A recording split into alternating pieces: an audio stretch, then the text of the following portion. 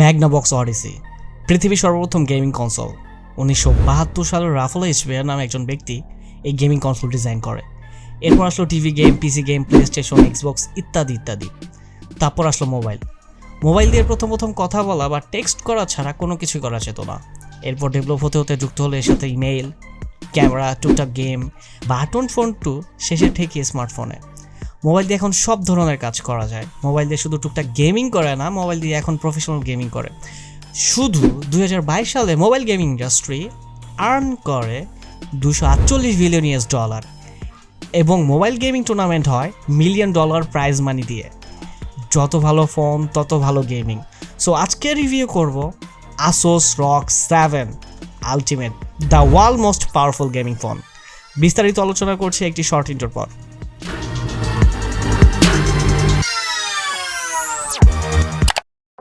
চলুন প্রথমে ফোনটি আনবক্সিং করি।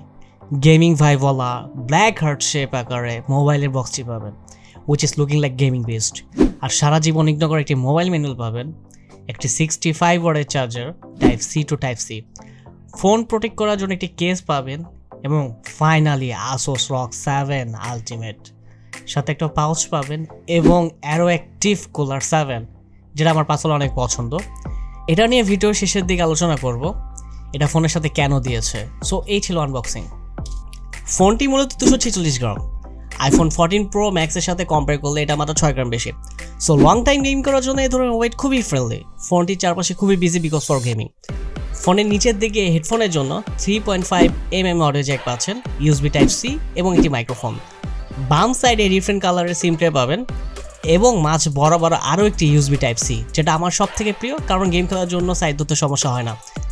সরি, নিচে USB 2 এবং মাঝ বরাবর যেটা পাচ্ছে সেটা হচ্ছে USB 3.1। একদম উপরে নয়েজ ক্যান্সেলেশন মাইক পাবেন, ডান পাশে দুই সাইডে এয়ার ট্রিগার পাবেন, গেমের জন্য খুব ভালো একটি ফিল দিবে। একটি ভলিউম বাটন পাবেন এবং আরেকটি মাইক্রোফোন পাবেন, টোটাল 3টি, এবং ফাইনালি পাওয়ার বাটন। কোয়ালিটি বিল্ডের ক্ষেত্রে সামনে পিছনে Gorilla Glass 3 protection. Let's talk about display. 6.7 inch full HD plus AMOLED সাথে 165 Hz refresh rate. By the way, you can change the display refresh rate as well. এটা নিয়ে আপনি যখন বাইরে গেমিং করবেন, ডিসপ্লের ব্রাইটনেস আপনাকে ফিলই দিবে না যে আউটডোরে গেমিং করছেন। ফোনের পারফরমেন্স সম্পর্কে আলোচনা করার আগে Asus ROG সম্পর্কে একটু আলোচনা করি। Asus ROG এর ফুল ফর্ম হচ্ছে Republic of gamers. Asus ROG series মূলত গেমার্সদের টার্গেট করে বানানো হয়। এতদিন Asus গেমিং পিসি, gaming laptop, even gaming chair পর্যন্ত তৈরি করতো। এরপর মোবাইল গেমার্সদের টার্গেট করে Asus ROG first phone launch করে জুনে 2018 সালের দিকে। Now let's talk about ROG 7 Ultimate performance.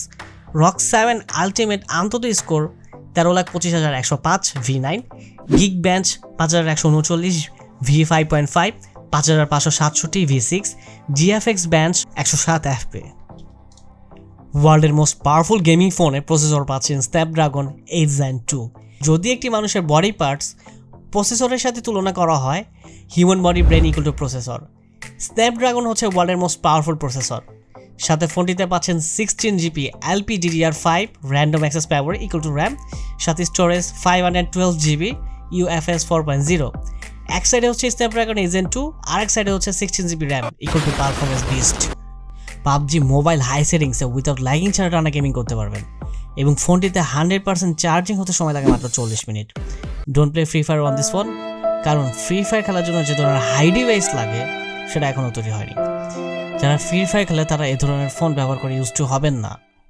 এই ফোন যদি আপনি ফ্রি ফায়ার খেলেন তাহলে ফ্রি ফায়ার গেমার্সদের অপমান করা হবে। Call of duty mobile 120 Hz খেলতে পারবেন কোনো ধরনের ল্যাগিং ছাড়াই। টানা 1 থেকে 2 ঘন্টা হাই সেটিংসে গেমিং করলে এর প্রসেসর সর্বোচ্চ 50 ডিগ্রি গরম হয়, তবে এর বিল্ড কোয়ালিটি এত জোশ আপনাকে সে গরম ফিলই দিবে না। এবং প্রসেসর ঠান্ডা করার জন্য Aroactive কুলার 7 তো আছেই। Aroactive কুলার 7 নিয়ে এখন কথা বলা যাক। ফোন যেন ওভারহিট না হয় এজন্য এই কুলারটি ব্যবহার করা হয়। আপনি যখন এই কুলারটি ব্যবহার করবেন, আপনার ফোন 37 থেকে সর্বোচ্চ 40 ডিগ্রি থাকবে। মোবাইল গেমিং করার সময় গেমার্সদের একটি কমন প্রবলেম থাকে ডিসপ্লে ঘামানো, বাট এই কুলারটি ফোনের ব্যাক সাইড থেকে শুধু এয়ার ফ্লো করবে না, ফোনের সামনে থেকেও এয়ার ফ্লো করবে। এই সিস্টেমটা অনেক জোশ, কারণ গেমার্সরা ডিসপ্লে যাতে না ঘামায় এই জন্য অনেক ট্রিক্স ইউজ করে। গেমিং সিস্টেম কাস্টমাইজ করতে পারবেন।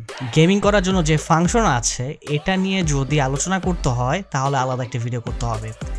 ফোন ব্যাটারি 6000 mAh, ফোনের ভিতরে ডাবল ব্যাটারি পাচ্ছেন। 6000 mAh ব্যাটারি আপনাকে সারাদিন ইজিলি ব্যাকআপ দিবে। তাছাড়া 100% চার্জ হতে সময় লাগে মাত্র 40 মিনিট। অ্যান্ড্রয়েড 13 এর লেটেস্ট ওএস পাচ্ছেন, তবে এই ফোনের বেনিফিট হচ্ছে আপনি অ্যান্ড্রয়েড 15 পর্যন্ত আপডেট করতে পারবেন এবং এটাতে 4 বছর পর্যন্ত সিকিউরিটি আপডেট পাবেন। এগুলো অন্য বেসিক ফোনে পাবেন না। অবভিয়াসলি এটি একটি 5G supported mobile, wifi 6E support করবে।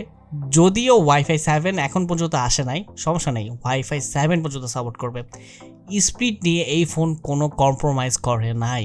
ক্যামেরাতে পাচ্ছেন primary sensor 50 megapixel, 13 megapixel ultra wide এবং 8 মেগাপিক্সেল ম্যাক্রো, সামনে 32 মেগাপিক্সেল সেলফি ক্যামেরা।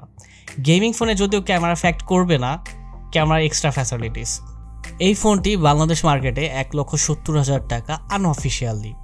ভাই 1,70,000 টাকা দিয়ে একটি গেমিং পিসি বানানো যায়, দামটাই আসলে অনেক বড় ডিসঅ্যাডভান্টেজ। এই দামটা যদি 80 থেকে 90,000 টাকার মধ্যে হতো, মার্কেটে এই ফোনটি রাজার মতো রাজ করতো। আমি মনে করি অন্তত আইফোন থেকে কম হওয়া দরকার ছিল। সো এই ছিল আজকের রিভিউ। ভিডিওটি ভালো লেগে থাকলে অবশ্যই লাইক, কমেন্ট, শেয়ার করবেন, সাথে সাবস্ক্রাইব তো মাস্ট।